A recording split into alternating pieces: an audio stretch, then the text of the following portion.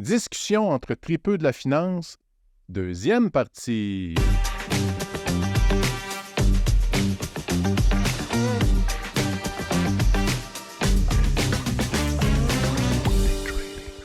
Bon, on est de retour, on tarde pas, toujours en compagnie de mes deux complices, François et Michel. Donc, vous êtes toujours prêts? On continue? On s'en va encore plus loin.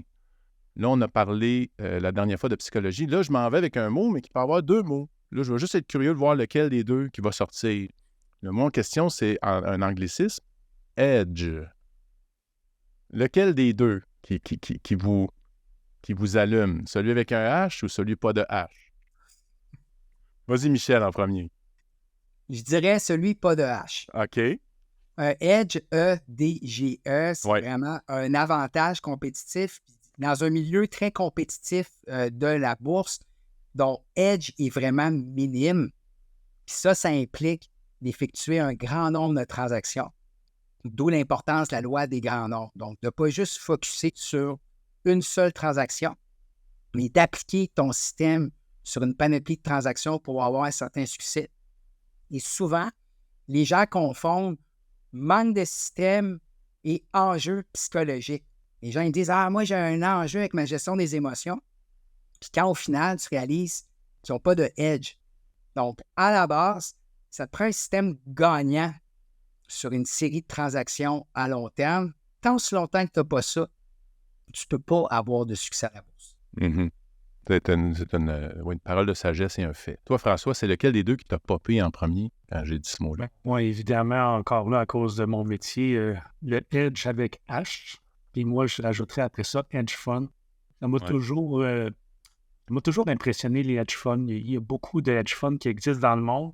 Puis certains hedge funds, Citadel, entre autres, là, des hedge funds qui perdent jamais d'argent année après année. Puis il y a certains hedge funds qui ont toujours des journées positives. Ça m'impressionne. Puis quand j'étais sur le parquet, j'ai un ami qui avait un hedge fund, puis il engageait du monde. Puis ça m'impressionnait tellement, là, il engageait des mathématiciens, des actuaires. Son hedge fund roulait 24 heures sur 24. Puis ça m'a toujours impressionné, ce milieu-là. Donc moi, ça serait Edge avec un... Excellent. Donc, on a couvert les deux. Moi aussi, il n'y avait pas de H là, dans le mien.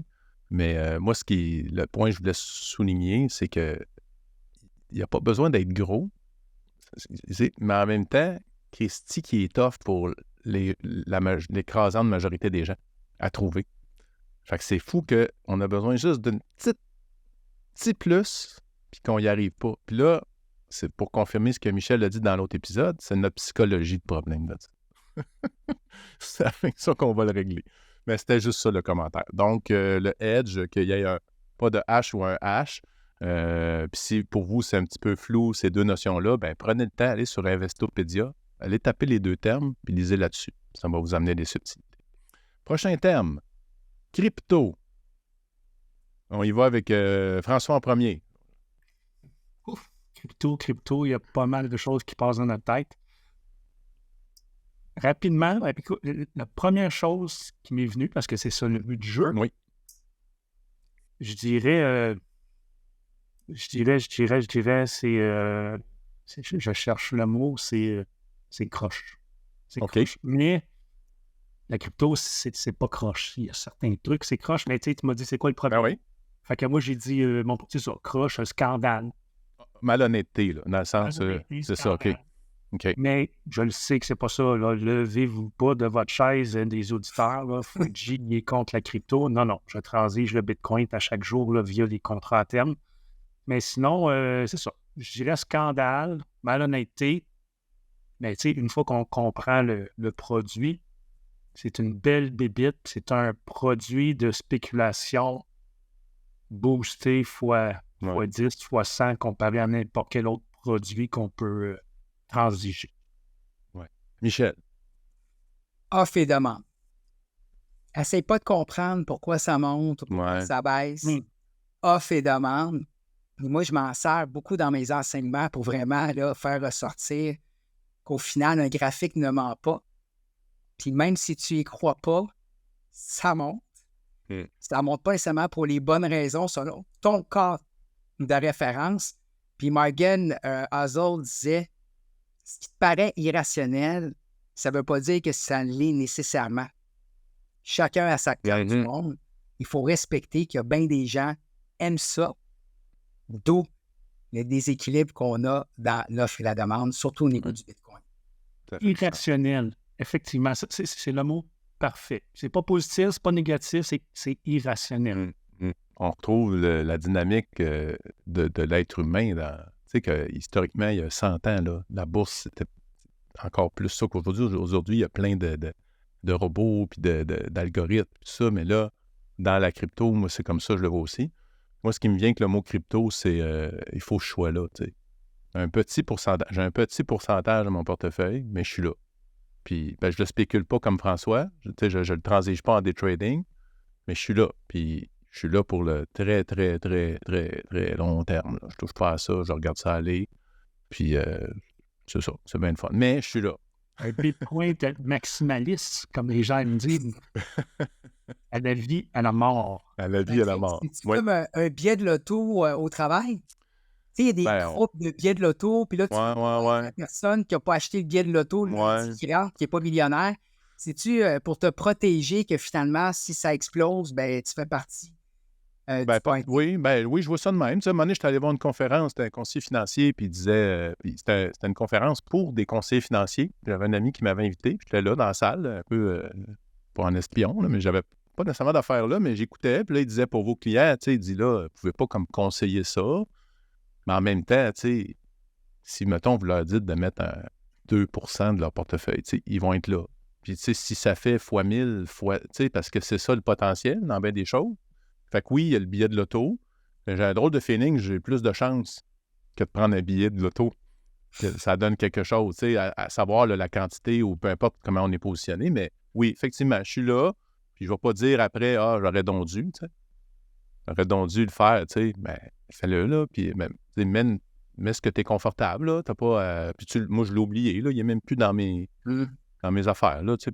Mais je le regarde de temps en temps quand même. C'est ça. OK, l'autre, écoute, ça va peut-être être comme vraiment à l'opposé, le prochain mot. Dividende.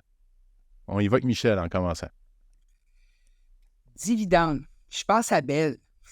OK. Il y a Bell Canada qui a coupé son dividende de près de 60 il y a quelques temps. Puis ça me fait penser, c'est drôle, hein? C'est le marché boursier qui a forcé la main à Bell pour réduire le dividende. Ah ouais? Donc, dans le passé, on a déjà vu des actions qui ont reculé beaucoup en anticipation de coupure de dividendes. Et c'est pour ça que c'est important de combiner analyse technique et analyse fondamentale. Puis un autre bon exemple, c'est General Electric, qui a déjà été là, une action là, très prisée dans les années 2000. Et c'est le marché boursier qui avait reculé en anticipation de réduction de dividendes. OK. Même chose pour les pages jaunes, pour ceux et celles qui s'en souviennent, qui ont mon âge. Est-ce que c'est encore coté en bourse, les pages jaunes? C'est une bonne question. Je ne sais pas. J'ai aucune idée. Je pense pas. Ben, peut-être. Donc, l'action recule. Le taux de dividende devient vraiment très, très élevé, très alléchant. Il faut faire attention. Pas à cause qu'on verse un dividende de 10 ou 12 qu'il y a, comme on dit en bon anglais, qu'il y a un free lunch. Donc, dividende, ça me fait penser à Bell et le fait que le marché boursier avait déjà intégré la réduction de dividende. Okay, juste pour comprendre, Bell, dans le fond, son prix a baissé, fait que là, le pourcentage devenait monstrueux. Oui. C'est pour ça qu'ils ont fait ça, OK. C'est ça, OK. Je comprends. Ben oui. C'est insoutenable, et le marché disait qu'ils ne sont pas capables de maintenir Ouais. ce taux de dividende-là qui était au-dessus de 10 Ouais. Donc, ils l'ont ramené vraiment beaucoup plus bas et l'objectif, c'est de réduire la dette, ce qui est une bonne chose. OK. Donc, je n'ai pas de recommandation sur l'action, là, mais juste sur la décision de réduire le dividende. Mais c'est vraiment intéressant. François. Dividende, moi, ça rime avec bonbon. Écoutez, un dividende, quand même, c'est un bonbon que la compagnie nous donne. Mais il y a des bons bonbons. Il y a des bonbons style Harry Potter qui goûtent des fois le pet. Non, mais il y a des bonbons Harry Potter qui en font encore. Il y a des bonbons qui sont vraiment pas bons. OK. Fait que les dividendes, oui, c'est ça. Ben, je vous l'apprends. Allez voir au dépanneur. Je ne vais pas faire de la publicité pour Couche-Tard, mais allez voir au Couche-Tard. Ça se vendait au Couche-Tard dans le temps. Les bonbons Harry Potter, puis ça goûtait vraiment pas bon. C'est ça le running gag. Mais bref, un dividende, ça peut être bon, puis ça peut être pas bon. Puis un peu comme Michel dit, des fois qu'on voit des dividendes, puis on le voit, là, des fois, des membres, là, ils nous écrivent « Hey, regarde ça, le dividende, 10, 15, 20 moi, en partant, c'est un red flag. Tu sais que la compagnie, il y a quelque chose. Là. Fait que dites-vous que, je ne veux pas dire que vous achetez une compagnie juste à cause de dividendes, là, mais oui, ça peut faire partie de votre stratégie, mais il faut bien analyser pareil la compagnie. Mais bref, dividende, pour moi, ça rime avec un bonbon parce qu'on peut se le faire. Il y en a des bons, il y en a des moins bons, puis du jour au lendemain, on peut se le faire enlever. Oui, c'est ça. C'est pas acquis. C'est ça, c'est pas acquis. Effectivement, parce qu'il y a des. Moi, je vois passer beaucoup de documentation, des YouTube, tu sais, que c'est le plan de retraite, c'est de se développer un portfolio à dividendes. Ça fait un beau revenu résiduel, mais si tu fais comme tu dis, à un moment donné, du 12 de dividendes, mais le titre a perdu 60 mais au bout du compte, dans ton bilan, là, à la fin de l'année, tu es moins riche quand même. Là, fait que c'est pas juste le dividende, mais c'est vrai que, comme tu dis, un bonbon, je trouve que c'est un bonus, là, quelque chose que quand il se présente, tu le prends. Là, aussi, pour manger juste les bons bonbons, il y a des FNB qui se spécialisent sur des FNB de dividendes de titres aristocrates. Donc, des compagnies qui performent super bien depuis longtemps, qui ont un dividende établi depuis super longtemps. Donc, encore là, ce n'est pas des recommandations d'achat qu'on fait ici, là, mais explorez. Là. Il y a des FNB qui se spécialisent dans des compagnies à fort dividende, de qualité, des bonnes compagnies. Donc, au lieu de faire du cherry picking, des FNB maintenant, il y en a à toutes les sauces. Là, c'est des très bons produits. Fait que allez faire vos petites recherches là-dessus. Parfait. On continue. Prochain mot. Mais toi? Ben moi, c'est ça, je disais, c'est un bonus ou c'est pas. Tu sais, c'était. Mon commentaire, c'est peut-être passé vite, mais c'est ça. C'est-à-dire. Un bonus. Mettons que si tu as un gros taux de dividende, mais que le titre a baissé, il faut que quand même tu aies un équilibre là-dedans. Là, fait que pour moi, c'est pas la raison numéro un. Il est là. Si le titre n'en a pas, je ne m'empêcherai pas. Ben, c'est ça. Je ne m'empêcherai pas de faire mes options. Pour moi, c'est ça. Fait que c'est ça. Ça, on en reparlera à un moment donné. Donc, prochain mot. Un mot qui dans les dernières années, nous a un peu plus affecté. Inflation. Donc, François, tiens. Je dirais panique. Le premier mot, quand j'entends le mot inflation, panique. À chaque fois qu'on voit le mot inflation partout, là, on le voit sur les réseaux, on le voit sur les différents groupes boursiers, le monde panique. Puis là, ça devient la fin du monde. Puis c'est pas un mot le fun, inflation, mais ça fait partie comme dans l'autre podcast qu'on a parlé, là, ça fait partie du processus, tout simplement. Exact. Donc, inflation rime avec panique. Panique. Michel. L'inflation, c'est personnel.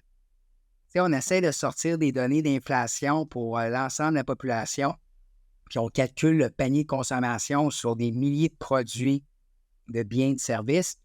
Et si tu n'as pas d'hypothèque, tu ne conduis pas de voiture ou tu ne voyages pas, ton niveau d'inflation ne sera pas le même que quelqu'un qui a une hypothèque, qui voyage ou qui a un prêt auto.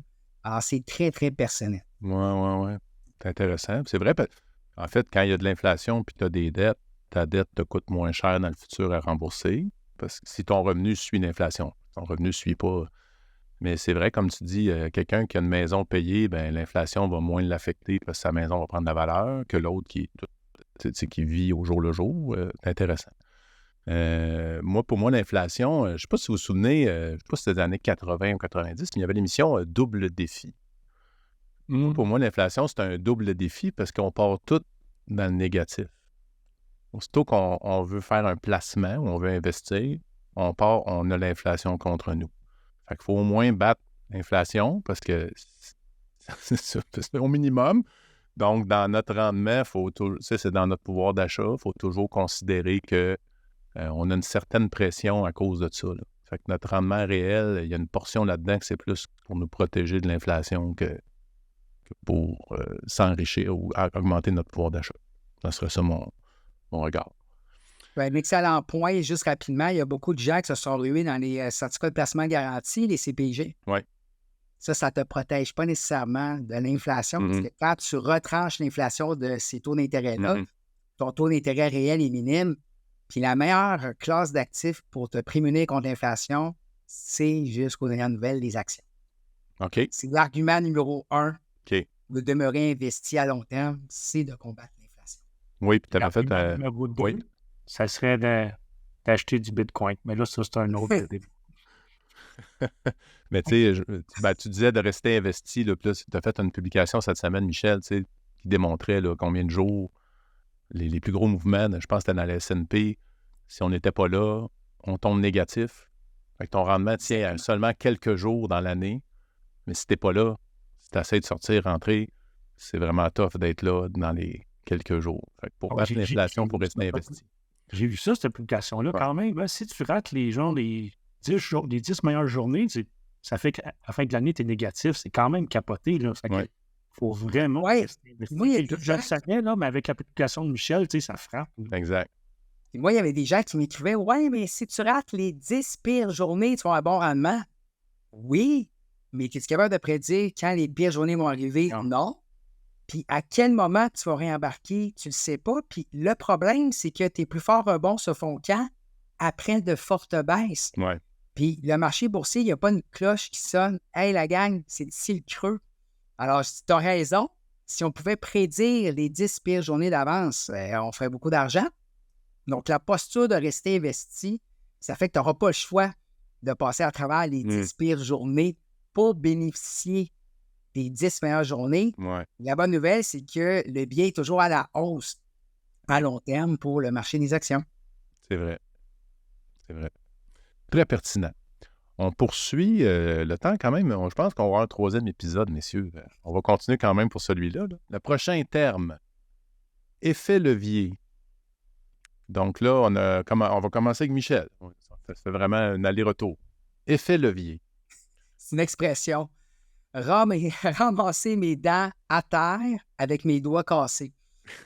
Alors, moi, là, j'ai jamais eu de succès avec l'effet de levier. Premièrement, je deviens mauvais parce que je deviens stressé. J'ai plus de vie, je regarde mes écrans, puis je suis un mauvais market timer, donc à éviter de mon côté. Très sage, OK. François? Ben, moi, c'était dans le même sens que Michel. Là, quand tu as dit effet de levier, moi, je pense beaucoup au Forex. Là, puis c'est 500, pas des ratios de 500 pour 1, qu'avec $1, on peut bouger 500 $. Dangerosité. Je veux dire, on fait sauter notre compte assuré, danger, à moins de vraiment savoir qu'est-ce qu'on fait. Mais la première chose qui me vient à tête quand j'entends quelqu'un, je le vois, là, je ne sais pas, de ce temps-ci, on parle d'inflation, les taux sont quand même assez élevés généralement, présentement, puis j'y vois des commentaires sur des groupes. Mettons que j'emprunte à la banque pour investir en bourse. L'effet de levier, là, je veux dire, tu empruntes à du 6-7, un prêt personnel, c'est 7-8%. Oui, des fois, il y en a qui vont dire que les intérêts, c'est déductible, mais malgré tout, Colin, non. C'est un effet de levier qu'il ne faut pas toucher, je pense. Exact. Puis, l'effet de levier, c'est super le fun quand on sait qu'est-ce qu'on fait, mais vas-y avec tes ratios 1 pour 1, là, pas d'effet de levier, puis ça va bien aller. Puis si ça va bien tes affaires, là, après ça, puis on n'a pas besoin de chercher loin, là, mais tout le monde qui ont des comptes marge maintenant, là, il y en a un effet de levier là-dessus parce qu'avec, on va dire, si vous mettez 10 000 dans un compte, vous pouvez bouger quasiment 15, peut-être pas 20 000, mais 15-16 000 d'équité. Donc, on a déjà d'effet de levier avec notre compte marge. Là, fait ceux qui cherchent des produits qui ont plus d'effet de levier, malheureusement, là, vous allez ramasser. Pour la majorité, pas tout le monde, vous allez ramasser vos dents à terre comme Michel. C'est tellement une belle image. Moi, ce qui me vient, c'est beaucoup plus complexe qu'il n'y paraît. Les comptes sur marge, tu l'as nommé. Les comptes sur marge, c'est génial quand ça monte, mais quand ça descend, là, si on est surinvesti, là, on se met vraiment dans le trou. Parce que le rappel de marge va venir vraiment plus vite. Vous calculez qu'un certain ratio, là, ce qu'ils appelle le buying power, là, puis là, tu es correct, ça marche. Puis là, si le marché corrige de 20 par exemple, là, ça ne marche plus partout. Puis là, tu viens de te mettre dans le trou. Puis là, tu es obligé de fermer tes positions. Alors que peut-être ton plan au départ, c'était de ne pas y toucher si le marché corrige. Fait que ça te met dans une position où là, tu as une perte de contrôle. Puis tu dois... là, c'est plus douloureux, mettons. Fait que soyons effectivement prudents. Même quand j'ai un compte sur marge, moi, je m'organise que j'ai le jeu qu'il faut en comptant par-dessus. Tu sais, j'y vais pas dedans, moi non plus. Même s'il est là, je ne vais pas jouer dedans. Là, tu sais, j'essaie de l'éviter à tout prix. Fait qu'on 3 personnes sur 3, là. Fait qu'écoutez, écoutez-nous, là. Ouais, c'est ça. Écoutez-nous, mais sur nos auditeurs qui nous écoutent, justement, si vous ne le saviez pas, puis vous avez un compte marge, puis vous dites, on va commencer à l'utiliser, dites-vous qu'aujourd'hui, à l'ère de l'automatisation, tout est automatisé. Les courtiers, là, ils ne vous laisseront pas grand marge de manœuvre. Non. Si votre portefeuille tombe un peu, parce que quand vous utilisez la marge, pour chaque dollar que vous perdez, dans le fond, vous en perdez peut-être 1,5, là. Mais le courtier, généralement, il vous laisse pas beaucoup. Quand ça monte, ça va bien. Mais quand ça descend, des fois, le courtier, un de mes amis, il dit Colin, je me suis fait liquider une position. Ben c'est ça, parce que tu as eu comme un appel de marge sur cette position-là. Il dit oui, mais non, c'est ça. Oui, mais les banquiers, là, les courtiers, c'est correct la marge. Je ne veux pas dire que c'est un cadeau empoisonné, mais faites attention. Ouais. Là, moi, ça ne m'est jamais arrivé un rappel de marge, mais quand ils font ça, j'imagine que la position qu'ils choisissent, c'est celle qui est la plus endommagée. Ils ne doivent pas y aller avec la plus... ils ne te ferment pas celle en profit. Ils vont te fermer la position qui est... Je ne sais pas. C'est une question que je pose. Fait que vous voyez, on est très sages. On ne vit pas ça, nous autres, parce qu'on fait attention à nos positions. Fait qu'on vous le souhaite de ne pas avoir besoin de vivre ça. OK, écoutez, là, regarde le temps. Effectivement, j'ai le goût d'en faire une dernière. Une dernière pour celle-là, puis après ça, on va faire un autre épisode. Le prochain que j'ai au programme, diversification. Là, il va avec François, d'aller-retour. Bon, encore, je vais rester dans mon métier. FNB. On va dire FNB. C'est une belle façon d'être diversifié. Produit tout en un. Parfait pour monsieur, madame, tout le monde, même les plus experts. FNB. Merveilleux. C'est ça. Michel. Tranquillité d'esprit. Ils ont fait une analyse auprès des comptes dans une firme de courtage à escompte, puis ils disaient qu'en moyenne, le nombre de titres détenus par l'investisseur autonome était de 4. Donc, évidemment, tu cours le risque d'avoir une position qui va vraiment moins bien. Puis, tu sais, on veut avoir du plaisir au niveau boursier. Et quand tu commences à avoir du stress qui s'installe, c'est vraiment, vraiment dommageable. Donc, souvent, on a le réflexe de vouloir acheter des actions quand on commence. Et ma règle du pouce, si tu as 25 000 et moins, va avec un fonds négocié en bourse pour aller chercher la diversification et par la suite, tu pourras ajouter des actions. Tranquillité d'esprit. J'ai vu, juste pour compléter, puis corrigez-moi ou si vous avez la citation, mais j'ai vu quelqu'un qui a parlé de ça. Il parlait de diversification, puis combien de titres qu'il faut dans le portefeuille. Puis un membre qui a dit, c'est Warren Buffett, là, et quand on est diversifié, c'est parce qu'on ne connaît pas le produit. Là. En tout cas, M. Buffett il a donné une expression là-dessus. Mais tu sais, on n'est pas tous des M. Buffett, là, mais je veux dire... Mais lui, on connaît ignorant. C'est ça. C'est une protection contre l'ignorance. Quelque chose qui avait dit, me semble. Okay. Effectivement. Il a quand même dit à ses héritiers, je pense, d'investir 90% de la somme dans des fonds négociés en bourse. OK. De mémoire. Bon. Écoutez, c'est ça. Puis, pour moi, c'est non négociable.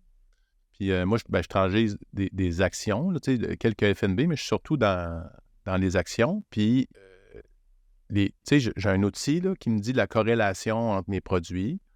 Puis, c'est drôle, là, les seules fois où je me suis ramassé où je n'étais pas assez diversifié, où j'étais débalancé là-dessus, c'est parce que je n'avais pas vérifié avant.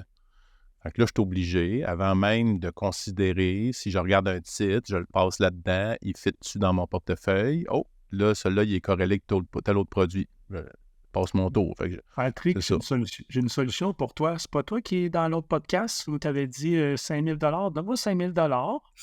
Puis à chaque bon coup que tu fais, je vais te redonner 100 $. À chaque fois, je vérifie mon titre s'il est dans mon portefeuille. Ouais. Laisse-moi y réfléchir. Tu ne te lècheras pas souvent, mon homme. Tu ne lècheras pas souvent. C'est ça, mais je suis quand même plus discipliné. Mais écoute, j'accueille l'invitation et je te reviens. Bon, mais tu me donnes 5 000, je te donne 5 000, ça s'annule. Oui, c'est ça. Ah, toi aussi, tu vas te faire un défi à 5 000. Ouais. Vu de même. Mais OK, je te reviens là-dessus. Mais donc, la réponse pour moi, c'est non négociable. C'est incontournable. Même les FNB, tu sais, si tu en bas dans, mettons, tu as 5 FNB, mais prends-les pas toutes dans le même secteur, là. Ça peut-être une bonne idée. OK, écoutez, un autre épisode le fun. On va en avoir un autre. Là, ce que je propose, c'est qu'on va essayer, dans le prochain épisode, d'activer le pas. qu'on soit plus expéditif, on amène une dynamique, parce qu'il reste encore beaucoup de mots, puis juste pour le plaisir de créer ça. Alors sur ça, on vous souhaite une bonne patience à tous. On se retrouve dans 7 jours avec la suite de notre exploration des mots du trading.